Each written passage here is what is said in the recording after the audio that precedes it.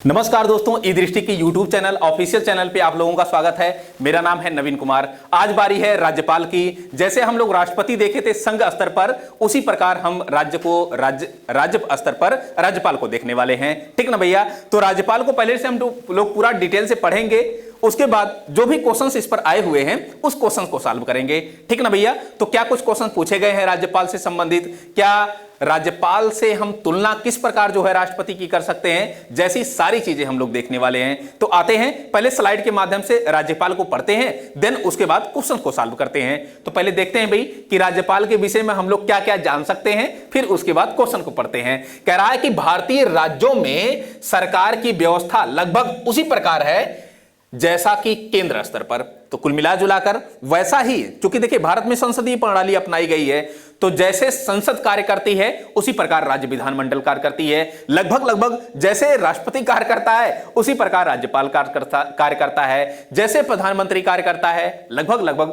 वैसे ही जो है सीएम कार्य करता है। जैसे लोकसभा अध्यक्ष कार्य करता है, स्पीकर कार्य करता है, उसी प्रकार विधानसभा अध्यक्ष कार्य करता है। तो कहीं ना कहीं सिमिलरिटी देखी जाती है। केंद्र स्तर पर जो व्यवस्थाएं हैं उसी के अनुरूप लगभग राज्य स्तर पर भी हैं। ठीक है ना? तो वही चीजें कह रहा है। संविधान के भाग 6 के अंतर्गत अध्याय 2 में, ये आपको नोट डाउन करना है कि संविधान के भाग 6 के अंतर्गत अध्याय 2 में अनुच्छेद 153 से 167 तक राज्य कार्यपालिका के संबंध में उल्लेख किया गया है। अगर एक क्वेश्चन पूछे कि राज्य की कार्यपालिका का उल्लेख किस अनुच्छेद से अनुच्छेद के बीच किया गया है, तो 153 से 167 के बीच राज्य की कार्यपालिका के संबंध में उल्लेख दोस्तों किया गया है। ठीक ना? फिर कह रहा है कि अनुच्छेद 154 के अनुसार, ये ध्यान में रखिएगा, अनुच्छेद 154 के अनुसार राज्य की कार्यपालिका शक्ति राज्यपाल में निहित होगी। अब देखिए, जैसे ही अनुच्छेद हमने 53 पढ़ा था, जब राष्ट्रपति को हम पढ़ाए थे, तो आपको याद होगा कि अनुच्छेद 53 हमने बताया, कहा कि संघ की कार्यपालिका शक्ति राष्ट्रपति पर निहित होगी। ठीक ना? तो उसी प्रकार अनुच्छेद 154 कह रहा है कि अनुच्छेद 154 के अनुसार राज्य की जो कार्यपालिका शक्ति होगी वो राज्यपाल में निहित होगी। ठीक ना दोस्तों? अनुच्छेद 153 कहता है कि अनुच्छेद 153 के अनुसार प्रत्येक राज्य के लिए एक राज्यपाल होता है। ये ध्यान से देखिएगा, प्रत्येक राज्य के लिए एक राज्यपाल होता है। लेकिन तो सवाल क्या है कि यह जरूरी है कि एक राज्य के लिए एक ही राज्यपाल हो? नहीं। 7वां संविधान संशोधन 1956 किया गया और कहा गया कि एक ही व्यक्ति या एक ही राज्यपाल 2 या 2 से अधिक राज्यों का राज्यपाल नियुक्त किया जा सकता है। ठीक ना? तो खैर ये आगे स्लाइड में मिलेगा, लेकिन यह कह रहा है कि अनुच्छेद 153 के अनुसार कि प्रत्येक राज्य के लिए एक राज्यपाल होता है। लेकिन 7वें संविधान संशोधन, ये ध्यान से रखिए, 7वें संविधान संशोधन अधिनियम 1956 से एक ही व्यक्ति को 2 या 2 से अधिक राज्य का राज्यपाल भी नियुक्त किया जा सकता है। ये भी क्वेश्चन पूछा गया है, ये आपको नोट डाउन करना चाहिए। फिर कह रहा है कि संविधान के अनुच्छेद 155 के तहत राज्य के राज्यपाल की नियुक्ति, ध्यान से देखिएगा, अगर राज्य के राज्यपाल की नियुक्ति को पूछे तो भारत का राष्ट्रपति करता है। अनुच्छेद 155 के तहत राष्ट्रपति के द्वारा नियुक्ति की जाती है। सामान्यतया राज्यपाल का कार्यकाल पद ग्रहण करने से या पद ग्रहण से 5 वर्ष की अवधि के लिए होता है। दोस्तों मैं आपको बताते चलूं कि 2 चीजें होती हैं, एक राष्ट्रपति के जो है प्रसाद पर्यंत पद धारण करता है और दूसरा 5 वर्ष की अवधि तक ये अपने पद पर बना रहता है। तो सवाल ये है कि अगर दोनों ऑप्शन में आ जाए तो कौन सा करेंगे? तो राष्ट्रपति के प्रसाद पर्यंत पद धारण करता है, ये ऑप्शन ज्यादा इंपॉर्टेंट होगा, ये ज्यादा अप्रोप्रिएट होगा। हाँ, एक जो है अमूनन वो 5 वर्ष तक कार्य करता है, क्योंकि ये जो है राजनीतिक एक परंपराएं बन गई हैं, जान लीजिए। तो अमूनन सामान्यतया राज्यपाल का जो कार्यकाल होता है ये पद ग्रहण से 5 वर्ष की अवधि के लिए होता है। अनुच्छेद 156 का सब क्लाज 1 कहता है कि सब क्लाज 1 के तहत, अनुच्छेद 156 के तहत राज्यपाल राष्ट्रपति के प्रसाद पर्यंत अपना पद धारण करता है। ये इंपॉर्टेंट लाइन है, राष्ट्रपति के प्रसाद पर्यंत अपना पद धारण करता है, अर्थात राष्ट्रपति अगर चाहे तो इसको पद से हटा सकती है। ठीक ना? तो इसीलिए कहा जाता है कि राष्ट्रपति के प्रसाद पर्यंत पद धारण करता है।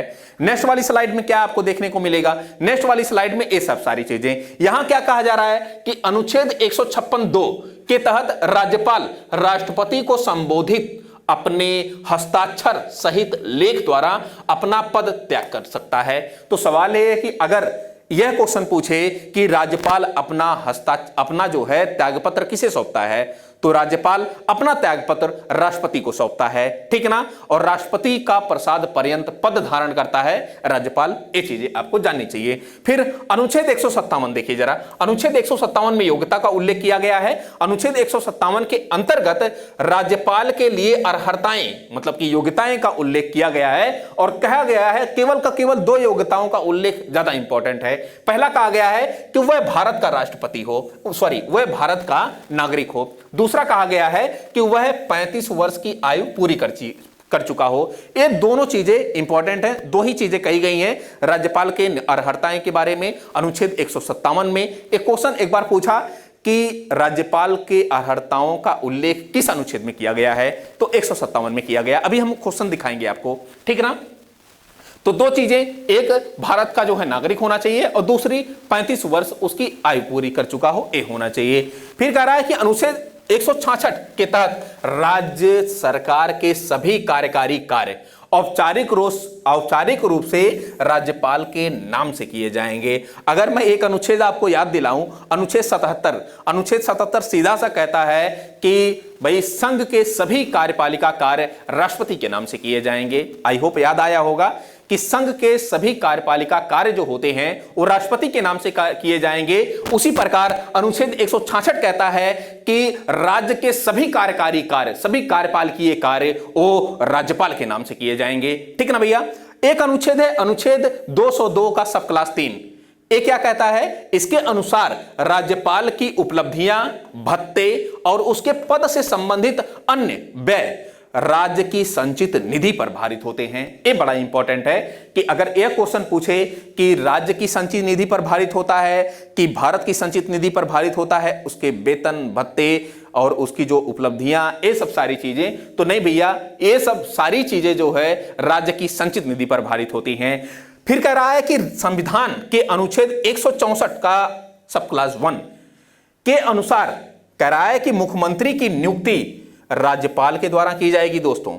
अब अगर मैं ये कहूं कि अनुच्छेद 75 क्या कहता है, तो अनुच्छेद 75 सीधा सा कहता है कि राष्ट्रपति के द्वारा प्रधानमंत्री की नियुक्ति की जाएगी और अन्य मंत्रियों की जो नियुक्ति होती है वह प्रधानमंत्री की सलाह पर राष्ट्रपति के द्वारा की जाएंगी। उसी प्रकार यहां पर अनुच्छेद 164 जो कह रहा है कि मुख्यमंत्री की नियुक्ति राज्यपाल के द्वारा की जाएगी और अन्य मंत्रियों की नियुक्ति राज्यपाल के द्वारा की जाती है, लेकिन सीएम के, मुख्यमंत्री के परामर्श पर की जाती है, ठीक है ना। तो वही आगे कह दिया है कि अन्य मंत्रियों की नियुक्ति राज्यपाल मुख्यमंत्री की सलाह पर करेगा, ठीक है दोस्तों। फिर कह रहा है कि अनुच्छेद 239 का सब क्लास 5 है। ये कह रहा है कि इसके अनुसार संघ राज्य क्षेत्र दिल्ली के मुख्यमंत्री की नियुक्ति राष्ट्रपति के द्वारा की जाती है। ये बड़ा इंपॉर्टेंट है, ठीक है ना। तो भाई दिल्ली के मुख्यमंत्री की जो नियुक्ति होती है वो राष्ट्रपति के द्वारा की जाती है, क्योंकि दिल्ली एक केंद्र शासित प्रदेश है, ठीक है ना। अनुच्छेद आपको 239 का ए याद रखना पड़ेगा दिल्ली के लिए। फिर आते हैं नेक्स्ट क्या कह रहा है कि अनुच्छेद 168 को जरा देखिए। एक क्वेश्चन यहां से लेकर भी क्वेश्चन पूछा है कि अनुच्छेद 168 का सब क्लास 1 के अनुसार राज्यपाल राज्य विधानमंडल का अभिन्न अंग होता है। अगर मैं यह कहूं कि सुना जरा, अनुच्छेद 79 के अनुसार संसद के 3 अंग होते हैं। कौन कौन से? एक तो राष्ट्रपति हमने बताया था, दूसरा लोकसभा बताया था और तीसरा राज्यसभा बताया था, ठीक ना। तो उसी प्रकार राज्य विधानमंडल में जिस प्रकार संसद के 3 अंग होते हैं, उसी प्रकार राज्य विधानमंडल के भी 3 अंग हो सकते हैं। एक राज्यपाल हो सकता है, एक विधानसभा हो सकती है, एक विधान परिषद हो सकता है, ठीक ना। तो कुल मिला कर एकदम केंद्र स्तर की भांति राज्य स्तर पर भी सारी व्यवस्थाएं हमको देखने को मिलती हैं, संचालित होती दिख रही हैं, ठीक है ना। खैर आते हैं यहां पर ए वाला चीज देखते हैं कि अनुच्छेद 168 का सब क्लास 1 हुआ। फिर कह रहा है कि वह राज्य विधानसभा के सत्र को बुलाने, ये देखिए काफी ज्यादा इंपॉर्टेंट है कि राज्यपाल जो होता है यह राज्य विधानसभा के सत्र को बुलाने, सत्रावसान करने, आहूत करने ये सब पावर रखता है जैसा कि केंद्र स्तर पर राष्ट्रपति रखता है। लेकिन अगर मैं यह कहूं विघटन करने की भी शक्ति, लेकिन अगर मैं यह कहूं कि स्थगन करने की शक्ति किसके पास होती है, स्थगन करने की, बैठक को स्थगित करने की, तो वह विधानसभा अध्यक्ष के पास होती है, केंद्र स्तर पर वह स्पीकर के पास होती है। ठीक है ना भैया। तो वही चीजें हैं कि सत्र को बुलाने, सत्रावसान करने, विघटित करने की शक्ति कौन रखता है? राज्यपाल रखता है। राज्यपाल राज्य विधान परिषद के कुल सदस्यों के 1/6 भाग को नामित भी करता है। आपको पता होगा कि विज्ञान, कला, साहित्य, समाज, इसके अलावा सहकारी क्षेत्र, ऐसे 5 क्षेत्रों से यह विधान परिषद के जो है 1/6 भाग के सदस्यों को नॉमिनेट करता है, नामित करता है। ये आपको पता होना चाहिए। फिर क्या करता है कि वह राज्य विधानसभा के लिए आंग्ल भारतीय समुदाय से एक सदस्य की नियुक्ति कर सकता था। यहां कर सकता था दोस्तों है, कर सकता था। क्यों? कि पहले क्या था कि 104वां संविधान संशोधन अधिनियम 2019 नहीं आया था। यहां पर आपको जानकर एक ताजुब लगेगा कि इतने समय आंग्ल भारतीयों की जो संख्या है वो 296 से कम हो गई है। और जब 296 से कम हो गई है तो ये प्रावधान था कि भैया लोकसभा में राष्ट्रपति के द्वारा जो अनुच्छेद कितना है 331 के तहत 2 आंग्ल भारतीयों को मनोनीत किया जाएगा। अब इस प्रावधान को समाप्त कर दिया गया। उसी प्रकार एक प्रावधान यह भी था कि राज्य स्तर पर जो विधानसभाएं हैं उन विधानसभाओं में एक आंग्ल भारतीय इसकी जो है इसका मनोनयन राज्यपाल के द्वारा किया जाएगा। यह भी प्रावधान समाप्त कर दिया गया। ठीक ना। तो वही कह रहा है कि 104वां, परंतु 104वां संविधान संशोधन अधिनियम 2019 के द्वारा अनुच्छेद 334 में संशोधन कर इस प्रावधान की अवधि को आगे ना बढ़ाते हुए निष्प्रभावी कर दिया गया। ये देखिए निष्प्रभावी कर दिया गया। तो कुल मिला जुलाकर ये जो राज्य विधान परिषद संविधान, अनुच्छेद 332 में लोकसभा और 334 में जो है ये विधानसभा। ठीक ना भैया। 334 में जो है विधानसभा किया जाता है। अनुच्छेद 165 के तहत राज्यपाल उच्च न्यायालय का न्यायाधीश नियुक्त होने के लिए योग्य किसी व्यक्ति को राज्य का महाधिवक्ता नियुक्त करता है। आपको मैं यह बताते चलूं कि अनुच्छेद 76 जब मैं पढ़ाया था, महान्यायवादी बताया था, तो उसमें हमने यह बताया था आपको कि महान्यायवादी वही व्यक्ति नियुक्त किया जा सकता है जो सुप्रीम कोर्ट का न्यायाधीश बनने की योग्यता रखता हो। जैसे महान्यायवादी जो होता है वह केंद्र स्तर का प्रथम विधि अधिकारी होता है, प्रथम कानूनी अधिकारी होता है, उसी प्रकार राज्य स्तर पर भी एक कानूनी अधिकारी, पहला राज्य का कानूनी अधिकारी महाधिवक्ता होता है। और महाधिवक्ता वही नियुक्त किया जा सकता है राज्यपाल के द्वारा जो उच्चतम न्यायालय का न्यायाधीश बनने की योग्यता रखता हो। तो ये पूरी स्लाइड हमने जाना। तो आते हैं नेक्स्ट स्लाइड। नेक्स्ट स्लाइड क्या कह रहा है कि राज्य विधान मंडल द्वारा पारित, ये ध्यान से देखिएगा, राज्य विधान मंडल द्वारा पारित किसी विधेयक पर राज्यपाल स्वीकृति दे सकता है, स्वीकृति रोक सकता है। देखिए ध्यान से, राज्य विधान मंडल के द्वारा, चूंकि कानून राज्य विधान मंडल के द्वारा बनाए जाएंगे, तो राष्ट्रपति या राज्यपाल उस पर कौन सा जो है डिसीजन ले सकता है। तो राज्यपाल कह रहा है कि राज्यपाल उस विधेयक पर स्वीकृति दे सकता है, दूसरा उस विधेयक को रोक सकता है, या विधेयक को राष्ट्रपति के लिए पुनर्विचार के लिए आरक्षित रख सकता है। अनुच्छेद 200, ठीक ना दोस्तों, अनुच्छेद 200 के तहत कहता है कि राष्ट्रपति जो है राष्ट्रपति के लिए आरक्षित भी रख सकता है। फिर साथ ही साथ वह विधेयक को पुनर्विचार के लिए वापस कर सकता है। हालांकि धन विधेयक ना होने पर, धन विधेयक के संबंध में ऐसा नहीं होगा, ठीक है ना, परंतु राज्य विधान मंडल द्वारा पुनः भेजे जाने पर राज्यपाल को उस पर अपनी स्वीकृति देनी होती है। अगर राज्य विधान मंडल, अगर मान लीजिए कि राज्यपाल ने पुनर्विचार के लिए वापस भेज दिया राज्य विधान मंडल के, तो राज्य विधान मंडल क्या करती है, अगर पुनः पास कर देती है तो उस पर उसको स्वीकृति देना अनिवार्य पड़ जाता है। वही चीजें कह रहा है। अनुच्छेद 201 के अनुसार जब कोई विधेयक राज्यपाल द्वारा राष्ट्रपति के विचारार्थ आरक्षित रख लिया जाता है, तब राष्ट्रपति यह घोषित करेगा कि वह विधेयक पर अनुमति देता है या अनुमति रोक लेता है। अनुच्छेद 213 के अनुसार जब राज्य विधान मंडल सत्र में ना चल रहा हो तो राज्यपाल अध्यादेश प्रख्यापित कर सकता है।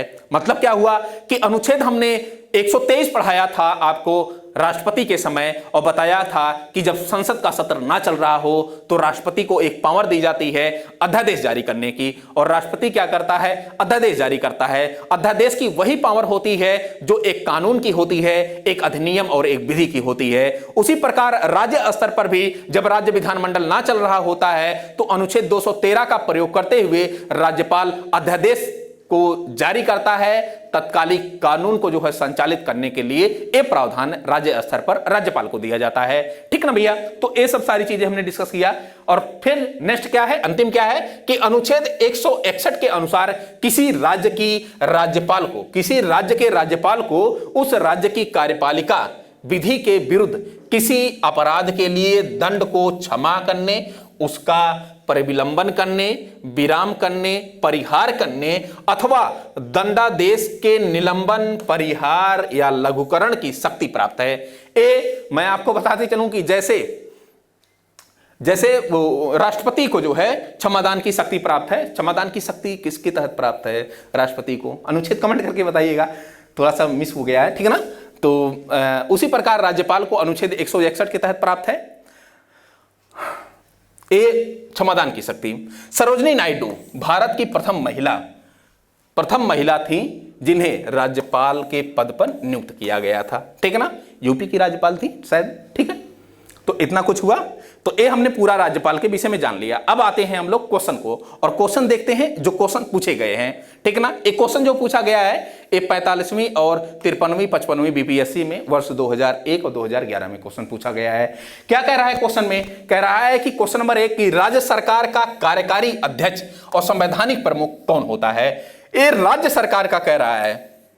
हमने बताया कि भैया भारत में संसदीय प्रणाली अपनाई गई है, और भारत में जो संसदीय प्रणाली अपनाई गई है उसमें एक संवैधानिक प्रमुख होता है और एक वास्तविक प्रमुख होता है, व्यवहारिक प्रमुख होता है। जो केंद्र स्तर पर संवैधानिक प्रमुख होता है वो भारत का राष्ट्रपति होता है, और केंद्र स्तर पर जो वास्तविक प्रमुख होता है भारत का प्रधानमंत्री होता है, ठीक ना। वहीं पर राज्य स्तर पर जो कार्यकारी अध्यक्ष या संवैधानिक प्रमुख होता है वो भारत का राज्य का राज्यपाल होता है, और अगर वास्तविक प्रमुख कहें तो वह राज्य का सीएम होगा, राज्य का मुख्यमंत्री होगा, ठीक ना भैया।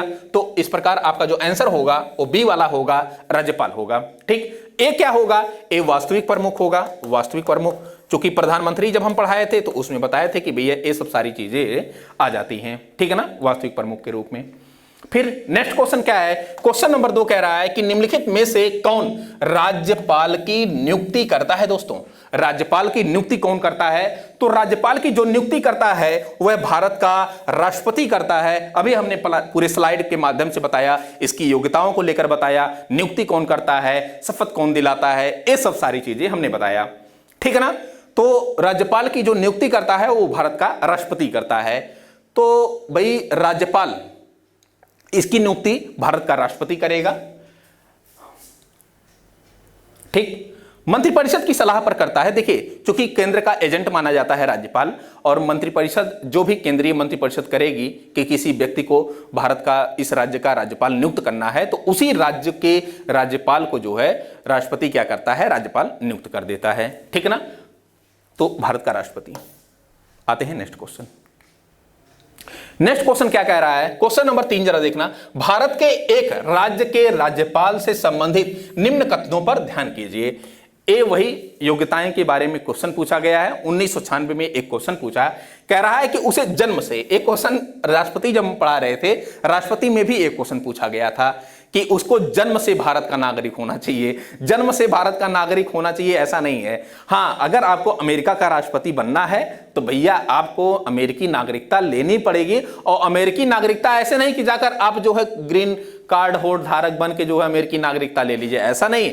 आप वहां पैदा हुई, ठीक है ना, तब जाकर आपको जो है अमेरिका का राष्ट्रपति या उपराष्ट्रपति बनाया जा सकता है, अन्यथा नहीं बनाया जा सकता, ठीक है। अगर आप जाते हैं अपना मतलब कि वाइफ के साथ जाते हैं और वहीं पर आपका जो बच्चा पैदा होगा और आप वहां का नागरिक बने रहेंगे, सो आपका बच्चा हो सकता है कि वहां का जो है राष्ट्रपति या उपराष्ट्रपति बन जाए, अन्यथा नहीं बन पाएगा। हाँ, भारत में क्या है, भारत में जैसे कमला हैरिस आई, भारतीय नागरिकता ली, या जो बाइडेन आए भारतीय नागरिकता लिए, तो जो बाइडेन भी चाहे तो भारत का राष्ट्रपति या उपराष्ट्रपति या फिर राज्यपाल बन सकते हैं। लेकिन अमेरिका में ऐसा नहीं है। अमेरिका में जन्म से नागरिकता होनी चाहिए, भारत में जन्म से नागरिकता नहीं, केवल नागरिकता हो ये पर्याप्त है, ठीक है ना। तो ए वाला सेंटेंस आपका कटा। ए वाला जब कटा तो इसमें भी ए है, ए भी कटा, इसमें भी ए है, ए भी कटा, इसमें भी ए है, ए भी कटा, केवल का केवल डी ऑप्शन बटा। क्या जरूरत है पढ़ने की, लेकिन इतना नहीं, मास्टर को पढ़ाना पड़ेगा, ठीक है ना। तो फिर कह रहा है कि उसकी आयु कम से कम 35 वर्ष होनी चाहिए। तो सही बात, हमने दो ही योग्यताओं का जिक्र किया। पहला कि भाई अनुच्छेद 157 हमने पढ़ाया ना, 157 में बताया कि पहला ए होना चाहिए कि भारत का नागरिक होना चाहिए, जन्म से नागरिकता नहीं होनी चाहिए। जन्म से नागरिक हो या किसी प्रकार से नागरिक हो, लेकिन वो भारत का नागरिक होना चाहिए, ये जरूरी है, ठीक है ना। ए केवल ए नहीं जरूरी है कि जन्म से नागरिकता, एक कंडीशन नहीं होनी चाहिए, भारत का नागरिक होना चाहिए, ए इंपॉर्टेंट है। तो भारत का नागरिक हो और उसकी आयु जो है वह कम से कम 35 वर्ष की हो, ये दोनों योग्यताएं अनुच्छेद 157 में दी गई हैं। तो उस हिसाब से आपका दूसरा वाला जो कथन है ये सही है। तीसरा कह रहा है कि उसमें लोकसभा का सदस्य बनने की योग्यता होनी चाहिए। कुल राष्ट्रपति वाला रखा है, राष्ट्रपति वाला रखा है टोटल। राष्ट्रपति की जो योग्यता थी, राष्ट्रपति में 3 योग्यताएं, एक तो जो है भारत का नागरिक हो, 35 वर्ष की आयु पूरा कर लिया हो राष्ट्रपति, जो राष्ट्रपति बनने का उम्मीदवार होना हो, और तीसरा जो है वह लोकसभा का सदस्य बनने की योग्यता रखता हो। ये 3 जो है योग्यताएं राष्ट्रपति के लिए हैं। तो वही राष्ट्रपति की योग्यता को लेकर राज्यपाल के से क्वेश्चन सेट कर दिया है आयोग, ठीक है ना। तो ऐसा कुछ नहीं है राज्यपाल के लिए। तीसरा भी कटा। चौथा कह रहा है कि वह 1 से अधिक राज्यों का राज्यपाल हो सकता है। तो हाँ, अभी अभी हमने बताया कि भाई अगर वह चाहे तो वह 1 से अधिक राज्यों का राज्यपाल हो सकता है। पहले यह था कि भारत का एक राष्ट्रपति होगा, अनुच्छेद 153 याद करिए। लेकिन हमने यह बताया कि 7वां संविधान संशोधन 1956 के तहत यह प्रावधान किया गया कि एक ही व्यक्ति 2 या 2 से अधिक राज्यों का राज्यपाल हो सकता है, ठीक ना। तो वहां से लेकर क्वेश्चन पूछा गया है। तो आपका जो चौथा है एक कथन सही हुआ। तो इस प्रकार डी मतलब कि 2 और 4, डी ऑप्शन सही होगा, ठीक ना भैया। आते हैं नेक्स्ट क्वेश्चन। क्वेश्चन नंबर 4 जरा देखना क्या कह रहा है कि भारतीय संविधान में निम्नलिखित में से कौन सा एक अनुच्छेद भारत में राज्य के एक राज्यपाल के रूप में एक व्यक्ति की नियुक्ति के लिए योग्यता निर्धारित करता है। देखिए योग्यता से संबंधित आ गया क्वेश्चन। अभी अभी हमने बताया कि योग्यता का जो निर्धारण होगा अनुच्छेद 157 से होगा। इसमें 2 ही बातें कही गई हैं। एक तो भैया ये भारत का नागरिक हो, भारतीय नागरिकता इसके पास हो, भारत का नागरिक, और दूसरा कम से कम इसकी आयु जो हो वो 35 वर्ष पूरी कर लिया हो। 2 ही योग्यताएं हैं, इन योग्यताओं को आप जान सकते हैं, ठीक ना। क्वेश्चन कब पूछा गया? ये झारखंड वाले पूछ लिए हैं, झारखंड पीसीएस मेंस में वर्ष 2016 में क्वेश्चन पूछा गया। आते हैं नेक्स्ट क्वेश्चन। नेक्स्ट क्वेश्चन क्या है? क्वेश्चन नंबर 5 जरा देखना कि किसी राज्य के गवर्नर के संबंध में निम्न कथनों पर विचार कीजिए। गवर्नर मतलब कि वही राज्यपाल के संबंध में विचार करना है। कह रहा है कि उसे राष्ट्रपति नियुक्त करता है, तो बिल्कुल उसे भैया राष्ट्रपति नियुक्त करता है, ये वाला कथन आपका सही है। फिर कह रहा है कि कथन 2, राष्ट्रपति की इच्छानुसार यह पद पर रहते हैं। राष्ट्रपति की इच्छानुसार, चूंकि राष्ट्रपति का प्रसाद पर्यंत ही पद धारण करता है, तो जायज है कि राष्ट्रपति की इच्छा के अनुसार ही, कुल यही कहा जाता है कि राष्ट्रपति की इच्छा के अनुसार या राष्ट्रपति के प्रसाद पर्यंत पद धारण करता है राज्यपाल, ठीक है ना। तो दूसरा वाला कथन भी सही लग रहा है। तीसरा वाला कह रहा है कि उनमें राज्य की कार्यपालिका शक्ति निहित होती है। तो अभी अभी हमने बताया कि जिस प्रकार जो है संघ स्तर पर राष्ट्रपति में संघ की कार्यपालिका शक्ति निहित होती है, अनुच्छेद 53, उसी प्रकार जो है हमने यहां पर भी बताया, ठीक है ना। राज्य की जो कार्यपालिका शक्ति होती है राज्यपाल में निहित होती है, तो ये भी सही है। समानतया वह 5 वर्ष के लिए पद पर बने रहते हैं। समानतया वह 5 वर्ष के लिए, बिल्कुल सही बात है। तो ये चारों ऑप्शन सही होंगे, चारों ऑप्शन। तो डी सभी चारों। कब क्वेश्चन पूछा गया? तो ए 2010 में और 2004 में ए क्वेश्चन पूछा गया है, ठीक है भैया। आते हैं नेक्स्ट। राज्यपाल किसके प्रति उत्तरदायी होता है? राज्यपाल किसके प्रति उत्तरदायी होता है? तो राज्यपाल जो है राष्ट्रपति के प्रति उत्तरदायी होगा, क्योंकि इसी का प्रसाद पर्यंत पद धारण करेगा, इसी का प्रसाद पर्यंत पद धारण करता है, तो जायज है कि इसी के प्रति उत्तरदायी होगा वो, ठीक है ना। अच्छा, मंत्रिपरिषद किसके प्रति उत्तरदायी होती है? मंत्रिपरिषद जो है वह लोकसभा के प्रति उत्तरदायी होती है, और राज्य स्तर पर वो विधानसभा के प्रति उत्तरदायी होगी, ठीक है ना। मंत्री किसके प्रति व्यक्तिगत रूप से उत्तरदायी होते हैं? तो राष्ट्रपति के प्रति उत्तरदायी होंगे। और राज्य स्तर पर मंत्री अगर किसके प्रति उत्तरदायी पूछे व्यक्तिगत स्तर पर, व्यक्तिगत तौर पर, तो राज्यपाल के प्रति उत्तरदायी होंगे। ठीक ना, तो चीजें। ए कह रहा है कि राज्यपाल किसके प्रति उत्तरदायी होता है, चूंकि राष्ट्रपति का प्रसाद पर्यंत पद धारण करता है, इसलिए यह जो है राष्ट्रपति के प्रति उत्तरदायी होता है। ठीक है दोस्तों, क्वेश्चन कब 1992 में प्री में क्वेश्चन पूछा गया। नेक्स्ट क्वेश्चन, क्वेश्चन नंबर 7 जरा देखना। कह रहा है कि निम्नलिखित में से कौन भारत के राष्ट्रपति की इच्छा तक ही, देखिए भारत के राष्ट्रपति की इच्छा तक ही पद पर बना रहता है, मतलब कि इसको कह सकते हैं कि प्रसाद पर्यंत पद धारण करता है, प्रसाद पर्यंत पद धारण करता है। ठीक है ना, तो राज्य का राज्यपाल, सुप्रीम कोर्ट, ए उच्चतम न्यायालय के न्यायाधीश, ये सब नहीं होगा। कदाचारियों में क्षमता के आरोप पर अभी हमने बताया कि जो पिछला वाला वीडियो था सुप्रीम कोर्ट का, उसमें पूरी तरह जो है किस प्रकार उसको हटाने के लिए उच्चतम न्यायालय जांच अधिनियम 1968 के तहत किस प्रकार प्रोसेस लाया जाता है, सारी चीजें हमने बताया। निर्वाचन आयुक्त ये भी नहीं। ठीक है ना, तो राज्यपाल। नेक्स्ट क्वेश्चन क्या है, क्वेश्चन नंबर 8 जरा देखना। कह रहा है कि भारतीय संविधान के निम्न अनुच्छेदों में से किस एक के अधीन राज्यपाल राष्ट्रपति के विचार के लिए किसी विधेयक को आरक्षित रख सकता है। देखिए अनुच्छेद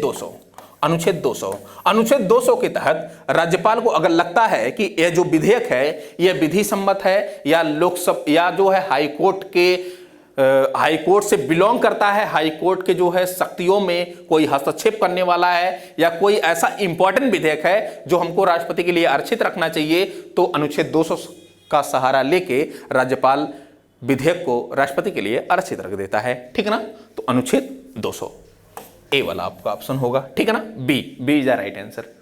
नेक्स्ट क्वेश्चन, क्वेश्चन नंबर 9 जरा देखना।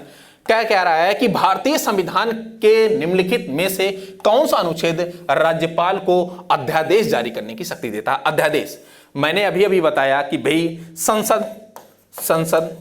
संसद का जब सत्र ना चल रहा हो, अच्छा संसद के कितने सत्र होते हैं, संसद के 3 सत्र होते हैं। एक जो होता है वह है बजट सत्र होता है, एक बजट सत्र होता है, एक कौन सा सत्र होता है, मानसून सत्र होता है,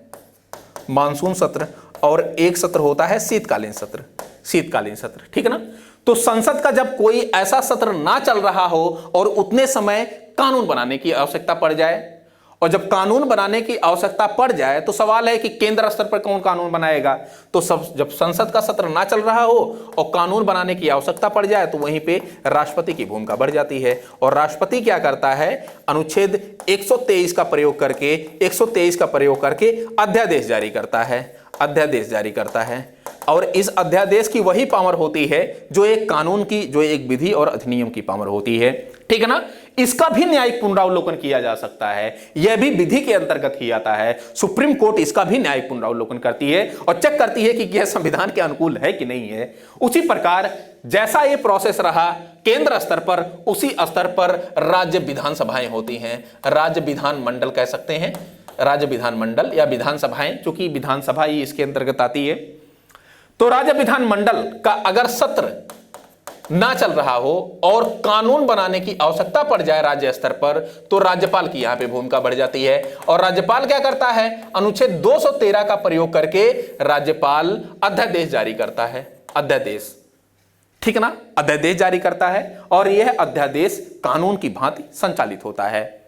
यह अधिकतम 6 माह 6 सप्ताह तक चल सकता है, न्यूनतम 6 सप्ताह चल सकता है। ठीक है ना, इतना आपको यहां से जानकारी मिली।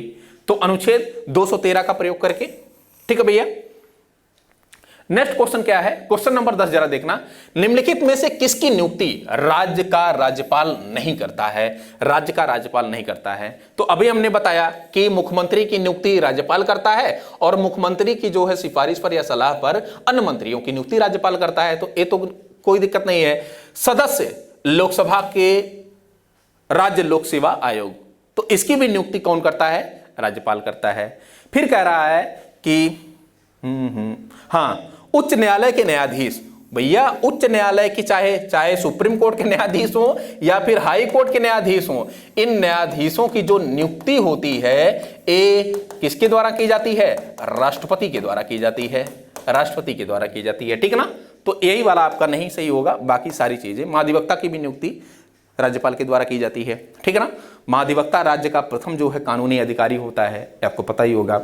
जैसे महान्यायवादी होता है उसी स्तर पर जो है राज्य में ये होता है एडवोकेट जनरल, महाधिवक्ता। नेक्स्ट क्वेश्चन क्या है, क्वेश्चन नंबर 11 जरा देखना।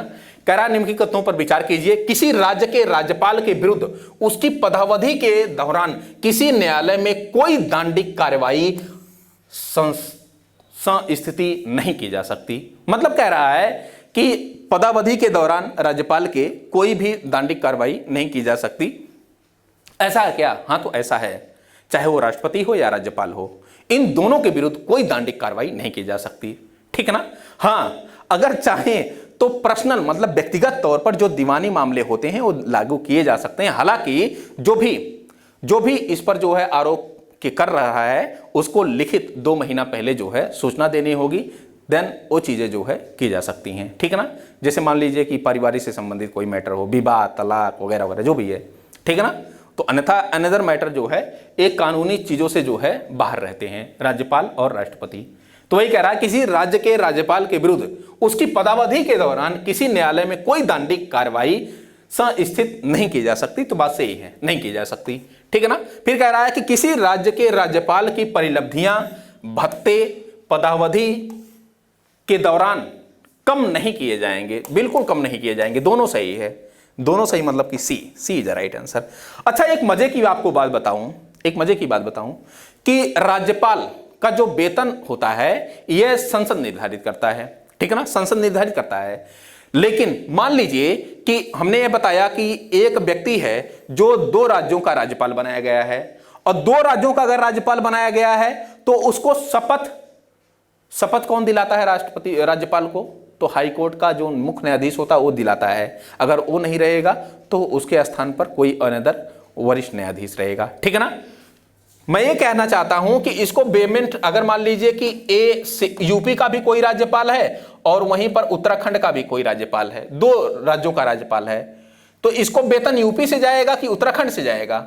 दोनों से जाएगा। और दोनों से जब जाएगा तो इसका निर्धारण कौन करेगा? इसका निर्धारण राष्ट्रपति करेगा, और अनुपात के रूप में करेगा। जैसे मान लीजिए कि यूपी बड़ा राज्य है तो यहां से पेमेंट ज्यादा जाएगा, और उत्तराखंड छोटा राज्य है तो यहां से पेमेंट कम जाएगा। इसका निर्धारण पेमेंट का राष्ट्रपति करता है, ठीक है ना।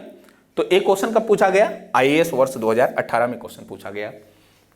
नेक्स्ट क्वेश्चन नंबर 12 कह रहा है कि भारत के संविधान में निम्न में से किसके विरुद्ध अभियोग चलाने का प्रावधान नहीं है? अभियोग चलाने का प्रावधान नहीं है। भारत के संविधान में निम्नलिखित में से किसके विरुद्ध अभियोग चलाने का प्रावधान नहीं है?